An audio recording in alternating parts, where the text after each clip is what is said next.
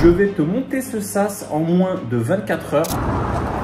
Je viens de recevoir 8,5 millions. Je fais du voyage, je fais du tourisme et l'argent tombe. Le challenge, c'est quoi? C'est 7 jours pour monter un SaaS. L'idée, c'est gratuitement de t'accompagner vers la création d'un premier SaaS. Salut, c'est Mike, bienvenue dans cette nouvelle vidéo. Alors aujourd'hui, j'ai une petite problématique. Je suis sur Mailchimp, là j'ai envie d'envoyer un email avec du code, avec des codes snippets, comme tu connais le fameux carbone.no.sh qui permet de mettre un petit bout de code et de le formater de manière jolie avec des templates, etc. et puis de pouvoir le publier sur les réseaux. Eh bien, je veux faire la même chose sur Mailchimp et tout simplement, ça n'existe pas. Je vois des plateformes, je vois des choses, je vois des trucs complètement moches, complètement has-been. Et je me dis, je ne dois pas être le seul, la seule personne qui a besoin de communiquer à une audience des petits bouts de code. Eh bien, parfois, tu sais, on veut faire un SaaS révolutionnaire. Eh bien, aujourd'hui, ce que je vais te présenter, je vais te monter ce SaaS, parce que ça répond à une problématique que j'ai. Je vais te monter ce SaaS en moins de 24 heures. Je t'amène tout de suite avec moi dans l'aventure. J'ai une escale à Istanbul, et bien, écoute, je vais en profiter de faire ça pendant les 24-48 heures qui viennent. Il a fait beau à Bali pendant plusieurs jours, et là, c'est une tempête juste au moment où je prends l'avion.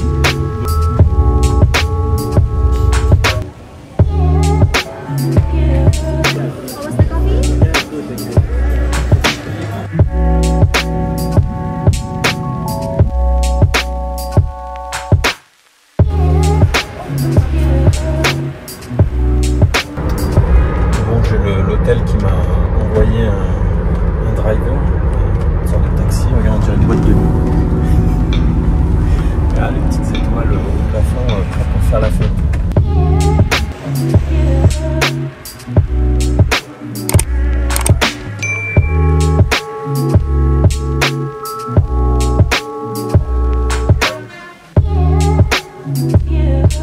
Bon, mais je vais tout juste de faire le checking, donc c'est cool, il est 10 h, la chambre était prête.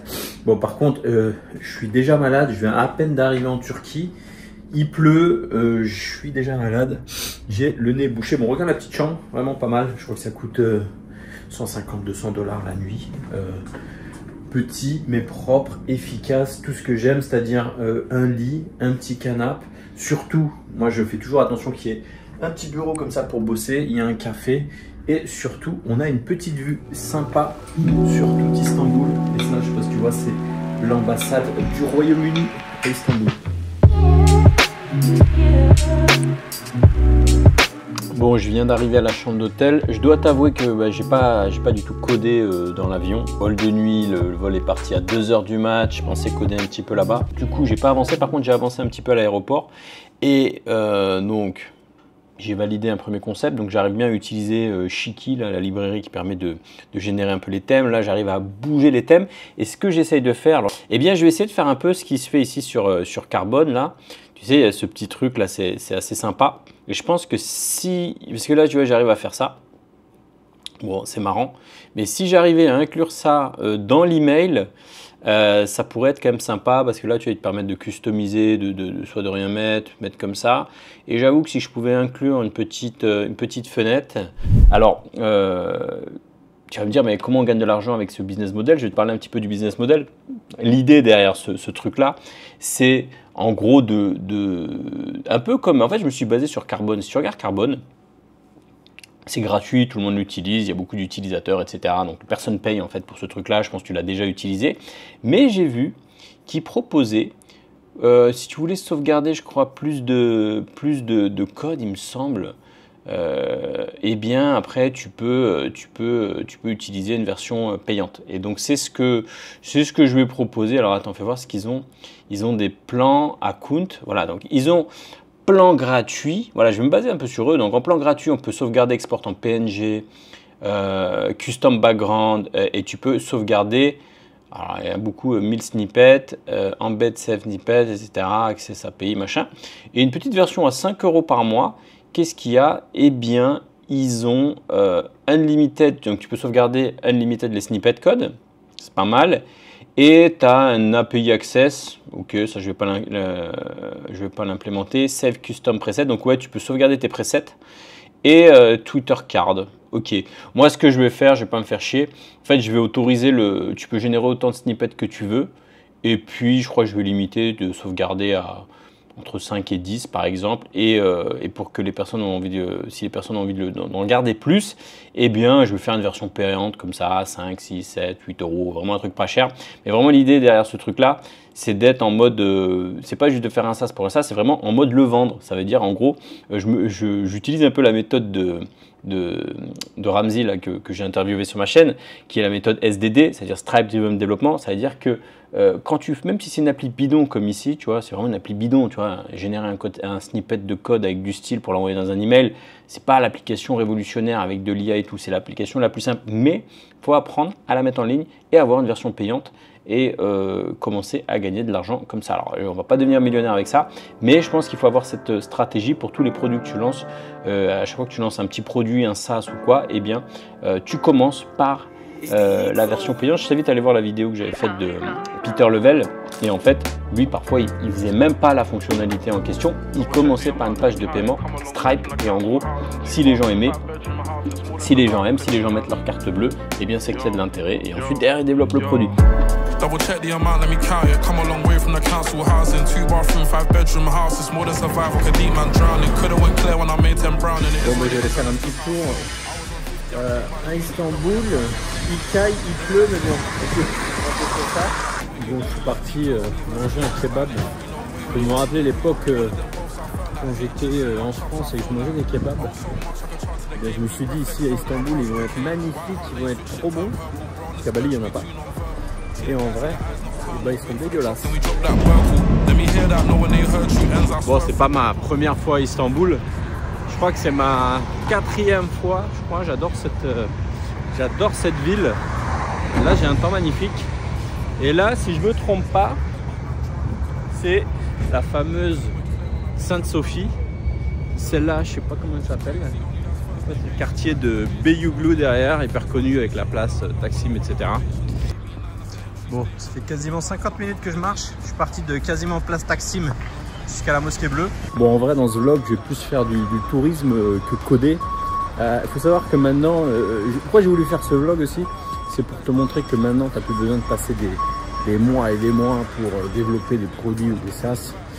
J'ai vraiment envie de te montrer que quand tu as des bonnes méthodes, tu as des bons outils, et aujourd'hui avec l'IA, etc., plus besoin de passer des heures, des jours, des mois, des années pour développer un produit, et cette vision de délivrer hyper rapidement des choses. Et donc là, finalement, en quelques jours à Istanbul, je vais plus faire du tourisme que coder finalement, et tu verras que le truc il sortira en temps et en heure. Ça va frérot? La baisse.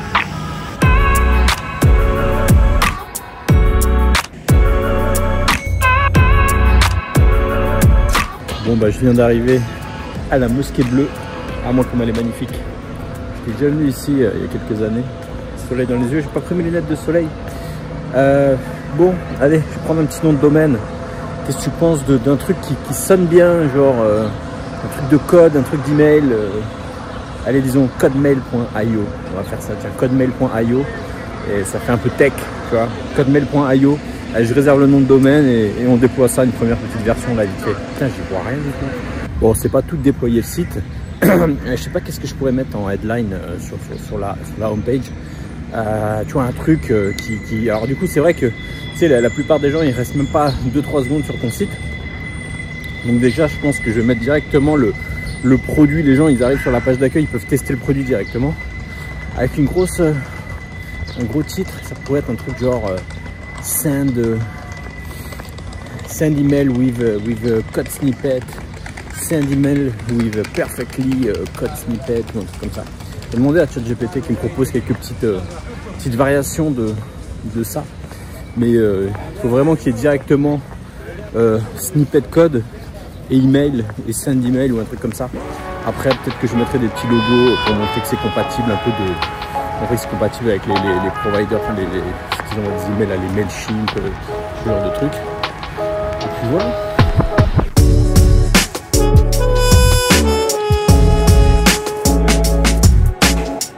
Quand tu fais un produit aussi, faut savoir c'est qui ta cible. Et Et moi non, c'est pas les devs. Les devs, on est radins, nous, on n'a pas envie de payer ce genre de truc, on préfère coder notre propre outil.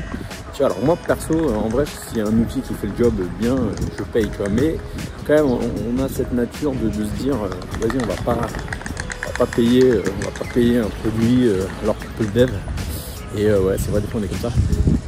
Et moi, ma cible, c'est pas les devs, et je te déconseille d'avoir une cible de dev. Je peux avoir une cible de gens, alors pas en B2C, parce que les clients normaux, c'est un peu la merde. Je pense en B2B, c'est bien. Donc en fait, ce produit, je me dis à qui pourrait intéresser, qui a envie d'envoyer des emails, déjà qui envoie des emails. Souvent, c'est soit des marketeurs ou des influenceurs. Et là, effectivement, des devs. Mais le produit à la base n'est pas pour les devs, c'est-à-dire ça serait plutôt pour des marketeurs ou des gens qui font des produits, qui ont bien sûr besoin de parler de code et qui auraient envie de partager un peu, comme moi, tu vois, dans mes emails, je peux t'envoyer un peu un bout de code pour te parler d'un produit ou d'un truc comme ça. Tu as envie que ce soit bien formaté et voilà. Donc les gens un peu comme moi, les entrepreneurs, même s'ils sont devs, ils peuvent payer, mais les devs, ils payent pas. Bon, après, il y a des gens qui sont toujours radins quand il arrive, mais il faut vraiment éviter les devs. Évitez de créer des produits pour les devs, faites des produits pour les marketeurs, faites des produits pour les gens qui font du B2B, pour des boîtes, pour des choses comme ça. Voilà. Bon, je cherche une petite... je voulais me poser en terrasse là, mais laisse tomber, là j'ai les toits moitié congelés.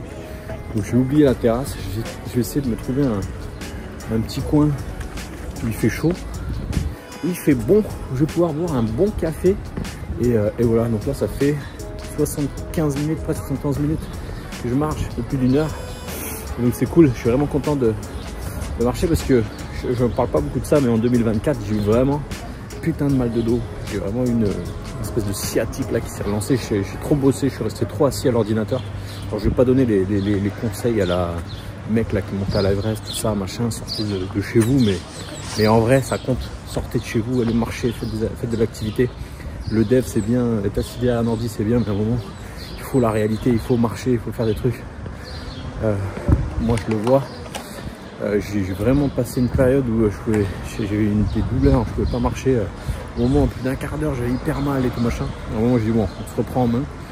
Je suis allé voir des kinés et tout, des trucs comme ça. Et clairement quand t'as mal au dos, quand t'as des problèmes de dos, c'est hyper galère. En 2024 j'avais eu ça, trop bossé, trop resté assis. Et voilà, rester debout. Moi, un truc a vraiment changé, je me suis dit vas-y, je reste plus assis. Je ne reste plus assis et j'ai tout fait debout en fait devant l'ordi. Tu sais, j'ai un bureau élévateur et vraiment restez pas assis, c'est la mort. On n'est pas fait pour être assis. Voilà un petit peu pour la minute santé. Ce vlog part un petit peu en couille, c'est pas grave, c'est bien de marcher. Je me fais chier un peu là, je sais pas trop où je vais d'ailleurs. Je crois que je vais du mauvais côté, je vais repartir là-bas. Et ouais, ce vlog part un petit peu en couille, mais voilà, c'était la petite minute santé. Voilà, protégez vos dos. Je vois des devs, j'ai des potes là qui sont passés à Bali. Ils sont là, ils bossent dans les cafés. Ouais, ils ont 20, 25 ans. Quand tu as 25 ans, tu t'en fous. Tu restes sur des chaises pourries à l'arrache. Tu t'en fous, tu te poses pas de questions pour ton dos. Mais sur le long terme, ça fait la diff. Donc, trouvez des endroits où il y a des bonnes chaises. Voilà, où votre dos il est en avant, quitte à payer un coworking. Je suis pas fan des coworking, mais voilà, si tu as parfois payer dans du mat pour avoir du bon matériel, c'est important. Voilà, c'était Santé Magazine. Hop, je viens de recevoir 8,5 millions de roupias, hein, qui doit faire 400-500 € pour les photoshootings. Je te disais, je fais du voyage, je fais du tourisme et l'argent tombe. Et ça c'est vraiment quelque chose d'incroyable. Montre-toi des revenus passifs, c'est hyper important. Avoir des business passifs qui te permettent de dégager du temps et de faire entrer des millions.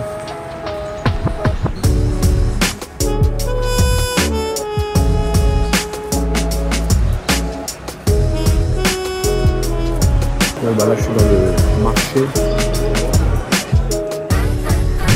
Bon, le soleil est parti. Il se met un petit peu à cailler. Je dois t'avouer, il caille un peu là.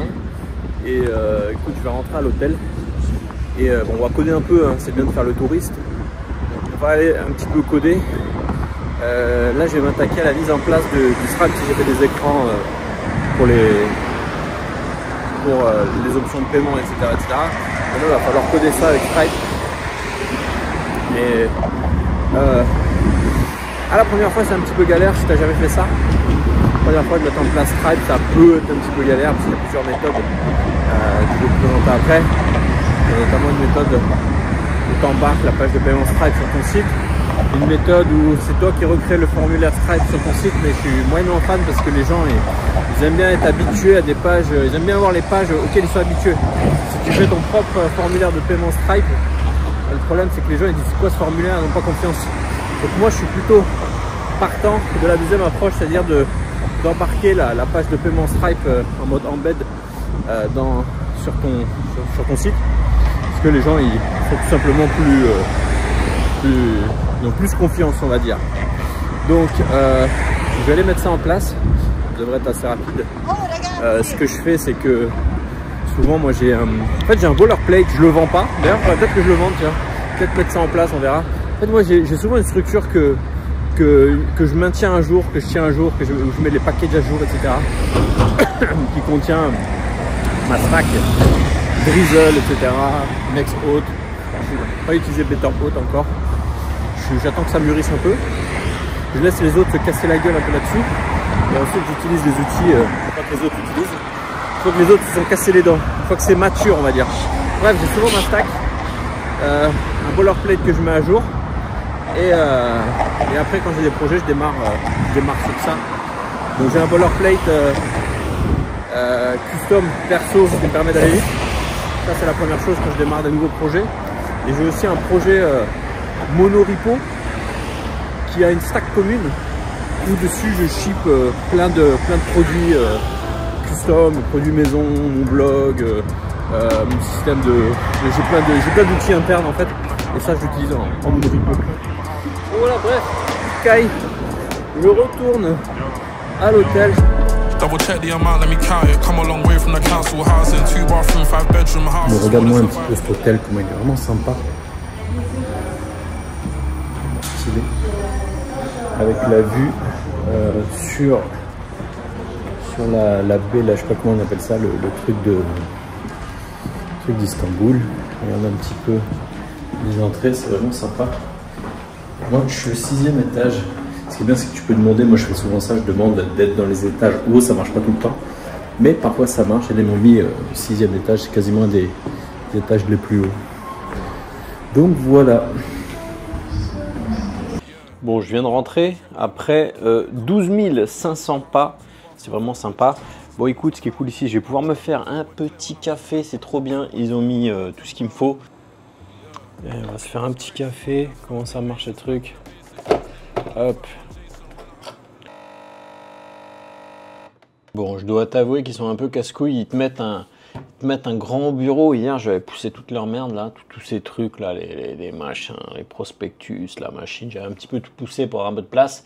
Et ce matin, quand ils ont refait le ménage, eh bien, ils ont remis en place, tu vois, les employés, ils doivent avoir des règles à garder. Enfin bref, surtout que... Et pas mal de café, surtout que je bosse avec 2 écrans, je sais pas si tu vois. Alors moi j'aime bien cette config, MacBook Pro et j'utilise un 2e écran, un iPad Pro à côté, un petit, j'aime pas les gros iPads, ça prend trop de place. Et du coup c'est vraiment intéressant, c'est vraiment utile cette config parce que l'iPad il prend pas trop de place, ça se connecte, c'est dans l'environnement, l'écosystème pardon, l'écosystème Apple, donc ça se connecte hyper facilement, etc. Et en fait ça me permet de coder. Ici tu vois j'ai VS Code, un curseur plutôt sur l'écran principal et j'ai pas à switcher toutes les 5 minutes. Bon, c'est pas compliqué non plus de faire ça, tu vois, mais du coup j'ai là 2e écran ici. Et donc là, ce que je voulais te montrer, regarde, tiens, je te parlais de ça tout à l'heure, de la headline. Eh bien, je pense que ça peut être pas mal ça, un truc comme ça. Donc send email with perfectly formatted code snippet.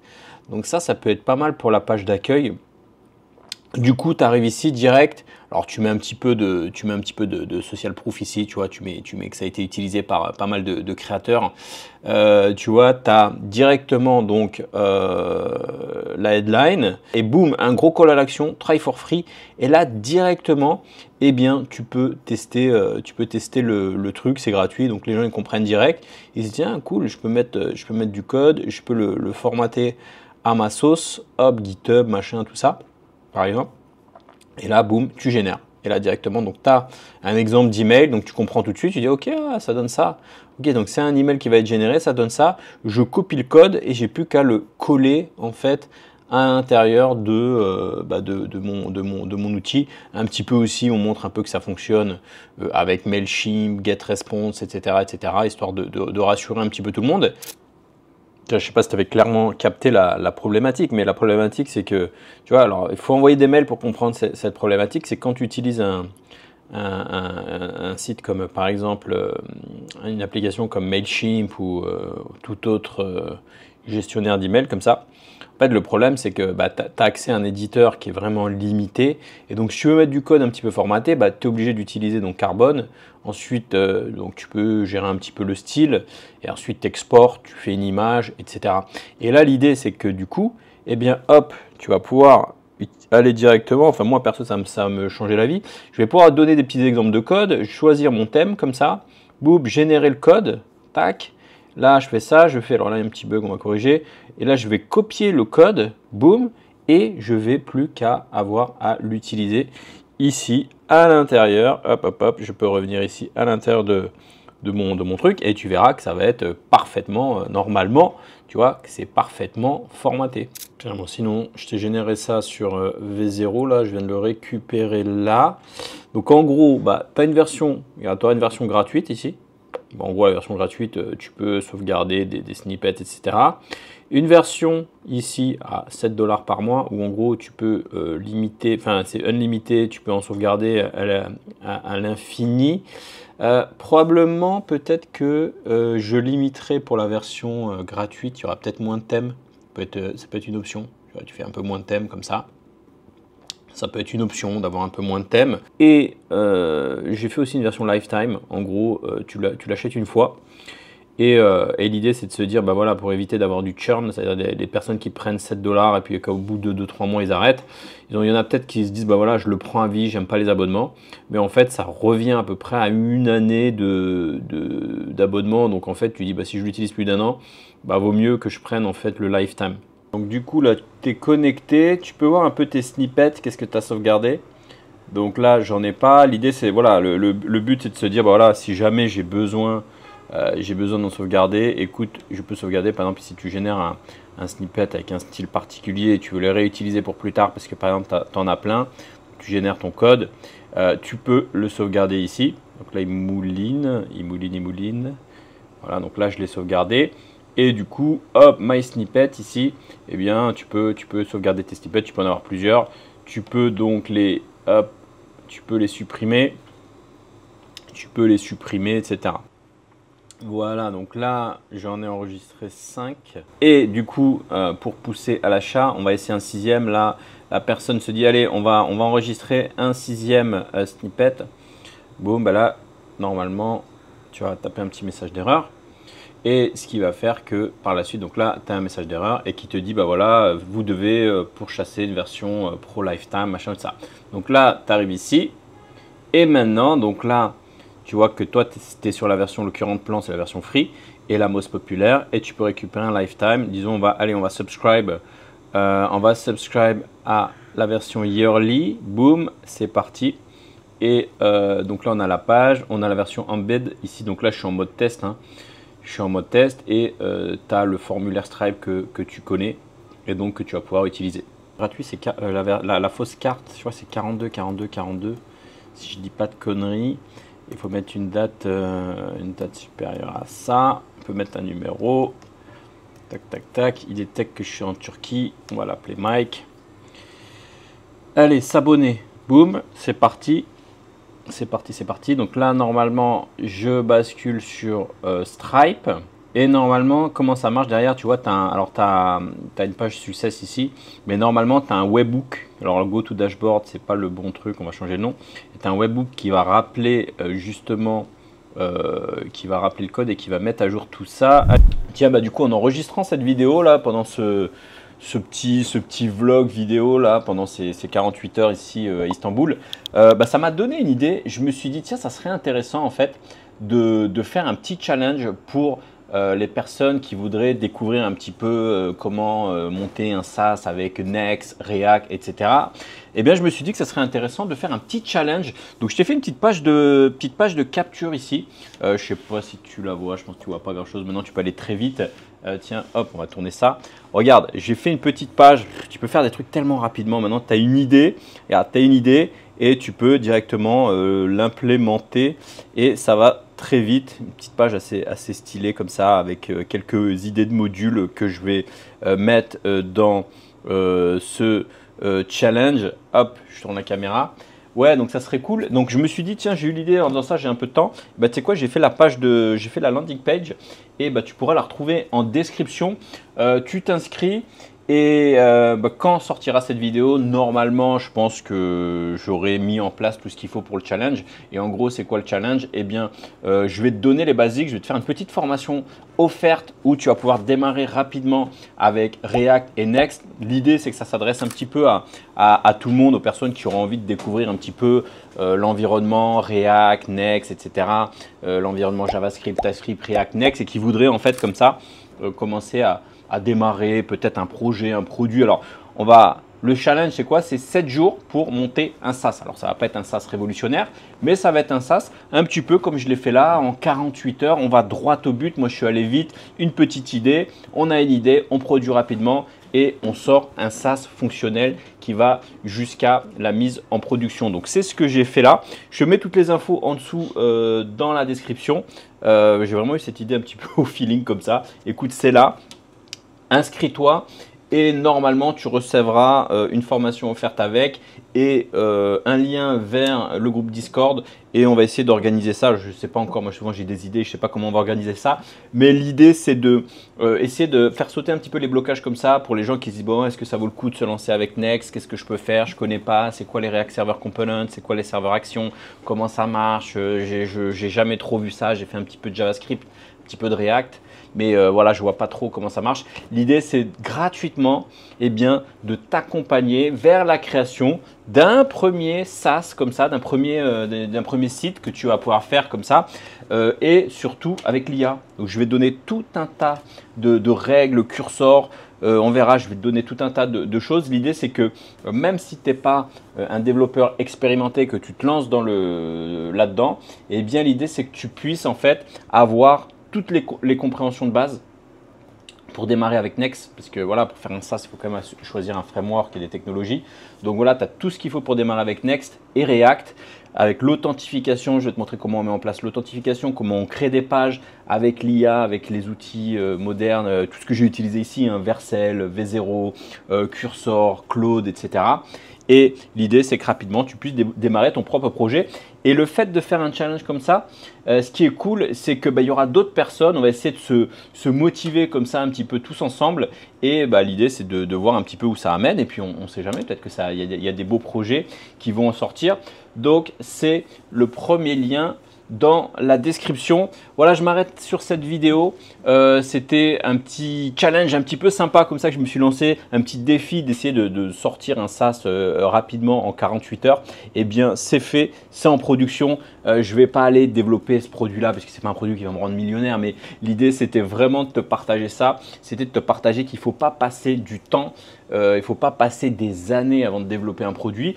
Il faut avoir surtout en tête une problématique. Se dire voilà, là typiquement moi j'ai une problématique qui a démarré, je me suis dit tiens c'est intéressant, moi je trouve pas de produit qui fait ça, donc si j'en ai besoin, peut-être que d'autres personnes en auront besoin. Donc ça c'est la première chose, répondre à une vraie problématique. Deuxièmement, ne pas chipoter sur les détails, aller droit au but. 48 heures, on fait un proof of concept, bam, MVP, on met en production et il faut que ça marche. On met son ego de côté, on n'essaie pas de faire le truc révolutionnaire, le truc qui est pour envoyer des fusées dans l'espace. Non, ça c'est pas un produit révolutionnaire. Un truc de snippet, c'est un projet complètement claqués au sol, c'est pas grave. On s'en fout des projets claqués au sol. À partir du moment où ça répond à une problématique de quelqu'un, eh ben, mettez votre ego de côté et répondez au truc.